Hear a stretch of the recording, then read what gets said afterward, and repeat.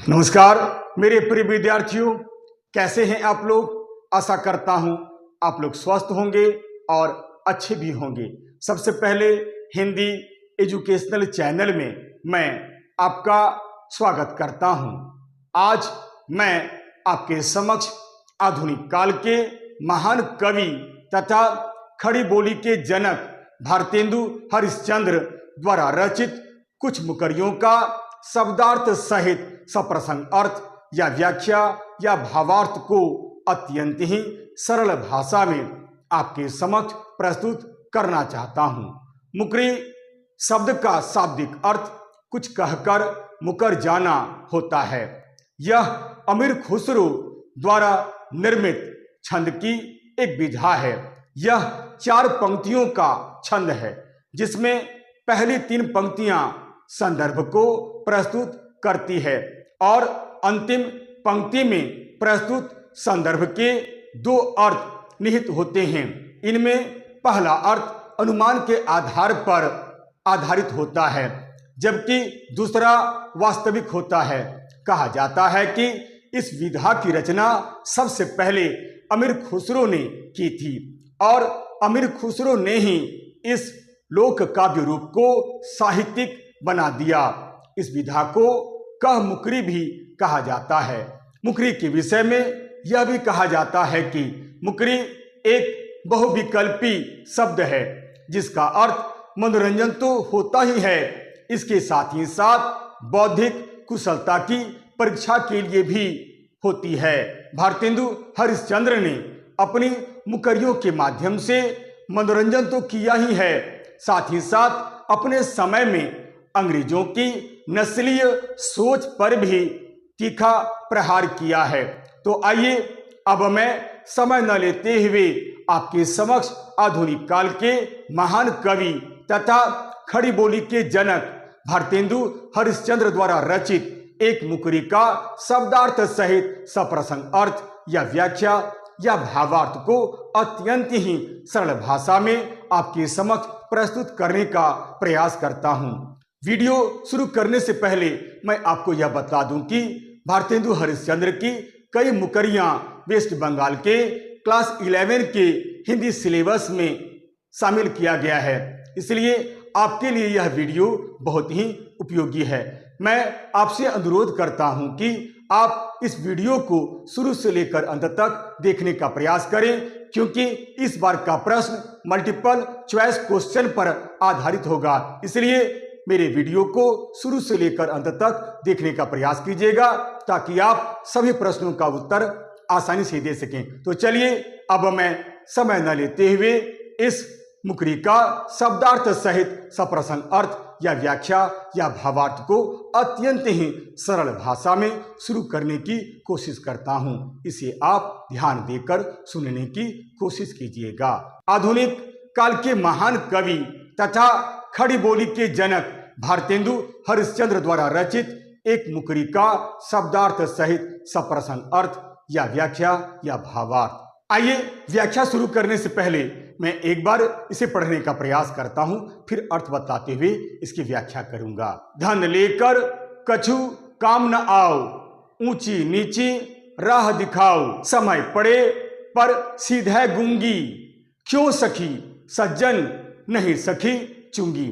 आइए मुकरी पढ़ने के बाद अब मैं इस मुकरी में जो कठिन कठिन शब्द दिखलाई दे रहे हैं, सबसे पहले मैं उन शब्दों का अर्थ आपको बता देता हूं, ताकि अर्थ समझने में आपको कोई दिक्कत ना हो। शब्दार्थ: धन यानी रुपया पैसा, कछु काम न आओ यानी किसी काम में मदद नहीं करना या किसी काम में नहीं आना, ऊंची नीची यानी उल्टी सीधी या उल्टा पुल्टा, सीधे गूंगी यानी चुप्पी साध लेना या चुप हो जाना, चुंगी यानी कर या टैक्स या लगान। आइए शब्दों का अर्थ बतलाने के बाद अब मैं संदर्भ आपके सामने प्रस्तुत करने की कोशिश करता हूं। आइए सबसे पहले संदर्भ। प्रस्तुत पंक्तियां हमारी पाठ्य पुस्तक, यहां पर आप पाठ्य पुस्तक का नाम दे सकते हैं जो पुस्तक आपके यहाँ पढ़ाई जाती है। जैसे लिखा जा सकता है हिंदी साहित्य, कला, संस्कृति और अभिव्यक्ति के पाठ भारतेंदु हरिश्चंद्र की मुकरियां नामक शीर्षक कविता से ली गई है। इस पाठ के रचनाकार भारतेंदु हरिश्चंद्र जी हैं। इन्हें हिंदी खड़ी बोली का जनक भी कहा जाता है। यही नहीं, इन्हें आधुनिक हिंदी साहित्य का पितामह भी कहा जाता है। कहा जाता है कि भारतेंदु हरिश्चंद्र ने कुल 14 मुकरियां सन 1884 ईस्वी में लिखी थी, जो नए जमाने की मुकरियां नाम से प्रसिद्ध है। ये मुकरियां निवोदिता हरिश्चंद्र चंद्रिका या नवोदिता हरिश्चंद्र चंद्रिका नामक पत्रिका में खंड 11 संख्या 1 में सन 1884 ईस्वी में प्रकाशित हुई थी। ये सभी मुकरियां समसामयिक विषयों को केंद्र में करके लिखी गई थी। कहने का अर्थ यह है कि उन दिनों हमारे देश में जैसी परिस्थितियां थी, उन्हीं परिस्थितियों को ध्यान में रखकर भारतेंदु हरिश्चंद्र ने ये मुकरियां लिखी थी। यही नहीं, ये मुकरियां लोक जीवन में भी खूब प्रचलित हुई थी। प्रस्तुत मुकरी उन्हीं मुकरियों में से एक मुकरी है। आइए संदर्भ बतलाने के बाद अब मैं प्रसंग आपके सामने प्रस्तुत करने की कोशिश करता हूं। प्रसंग अंग्रेज भारतवर्ष में यद्यपि व्यापार करने के उद्देश्य से आए हुए थे, ये सिर्फ यहाँ व्यापार ही नहीं कर रहे थे, बल्कि ईसाई धर्म का प्रचार करने के साथ साथ किसी न किसी रूप में भारतवर्ष को लूट रहे थे। प्रस्तुत मुकरी में भारतेंदु हरिश्चंद्र जी ने अंग्रेजों द्वारा भारतवर्ष में होने वाले व्यापार तथा अन्य कार्यों पर लगाए गए कर यानी चुंगी की ओर हमारा ध्यान आकर्षित किया है, साथ ही साथ व्यंग्य भी किया है। यही नहीं, उनकी लूट का वर्णन भारतेंदु हरिश्चंद्र जी ने इस मुकरी के माध्यम से बड़े ही सुंदर ढंग से किया है। आइए अब मैं एक एक पंक्ति पढ़ता हूं, फिर इसकी व्याख्या आपके समक्ष प्रस्तुत करने की कोशिश करता हूं। पहली पंक्ति, धन लेकर कछु काम न आओ। धन यानी रुपया पैसा, धन दौलत, कछु काम न आओ यानी किसी काम में भी नहीं आना। यहां पर भी एक सखी दूसरी सखी से कहती है कि हे सखी, अब मैं क्या बतलाऊं। वह यानी अंग्रेज धन यानी रुपया पैसा तो ले लेता है, लेकिन उसके बाद वह हमारे किसी भी काम में मदद नहीं करता है, वह हमारी किसी प्रकार से भी सहायता नहीं करता है, बल्कि ये चुंगी के नाम पर भारतवासियों का धन लूट कर इंग्लैंड भेज रहे हैं। धन लेकर कछु काम ना आओ यानी धन तो ये लेते हैं, परंतु ये हमारे किसी काम में भी नहीं आते हैं। अब दूसरी पंक्ति देखिए, ऊंची नीची राह दिखाओ।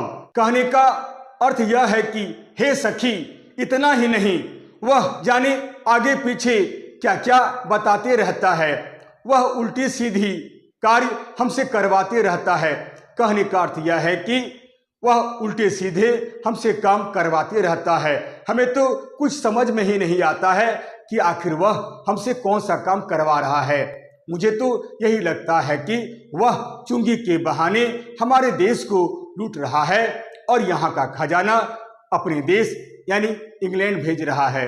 अब मैं अगली पंक्ति पढ़ता हूँ। समय पड़े पर सीधे गूंगी। समय पड़े यानी समय मिलने पर या समय आने पर, सीधे गूंगी यानी सीधे चुपचाप हो जाता है, गूंगा बहरा बन जाता है। सखी आगे कहती है कि हे सखी, यदि उनका कोई काम पड़ जाता है तो वह तो हमसे काम करवा लेता है, परंतु ठीक इसके विपरीत यदि हमारा कोई काम उनसे पड़ जाता है, उस समय उनकी हालत बिल्कुल गूंगे जैसी हो जाती है।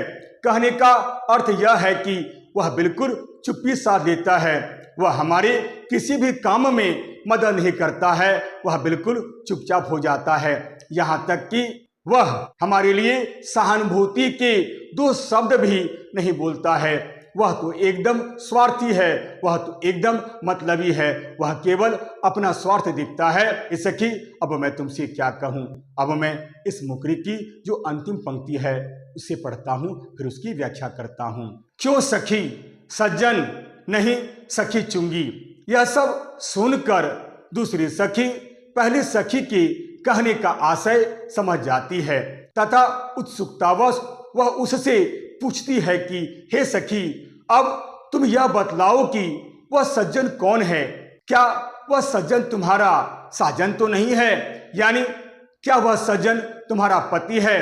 इस पर वह व्यंग करते हुए कहती है कि नहीं, वह मेरा पति नहीं है, वह मेरा साजन नहीं है और न ही मैं अपने पति के बारे में कह रही हूँ, बल्कि मैं तो केवल मैं चुंगी के विषय में कह रही हूँ। मैं अपने साजन की बात नहीं कह रही हूँ, न ही मेरा कोई अपना कोई प्रिय व्यक्ति है जिसके बारे में मैं तुमसे यह सब कह रही हूँ, बल्कि मैं तो चुंगी के विषय में कह रही हूँ, जिसके माध्यम से अंग्रेज हमें लूट रहा है। अंग्रेज हमारे भिन्न भिन्न कार्यों पर चुंगी लगाकर हमारा धन लूट रहा है और अपना खजाना भर रहा है। मैं तो केवल चुंगी के विषय में कह रही हूँ। इस तरह वह पहली वाली बात के आशय को समझकर मुकर जाती है। आशा करता हूँ आप इस मुकरी का अर्थ अच्छी तरह से समझ गए होंगे। आइए इस मुकरी में जो विशेष अर्थ छिपे हुए हैं उसे भी मैं आपके सामने प्रस्तुत कर देता हूँ, ताकि इस मुकरी का अर्थ अच्छी तरह से समझ जाएं। विशेष इस मुकरी में भारतेंदु हरिश्चंद्र जी ने टैक्स के नाम पर भारतीयों पर होने वाले शोषण की ओर संकेत किया है। प्रस्तुत अंश में भारतेंदु हरिश्चंद्र जी ने ब्रिटिश सरकार की अनाप शनाप टैक्स व्यवस्था पर भी व्यंग्य किया है। प्रस्तुत छंद मुकरी है, प्रस्तुत पद्यांश की भाषा ब्रज भाषा है। आशा करता हूँ आप इस मुकरी का अर्थ अच्छी तरह से समझ गए होंगे।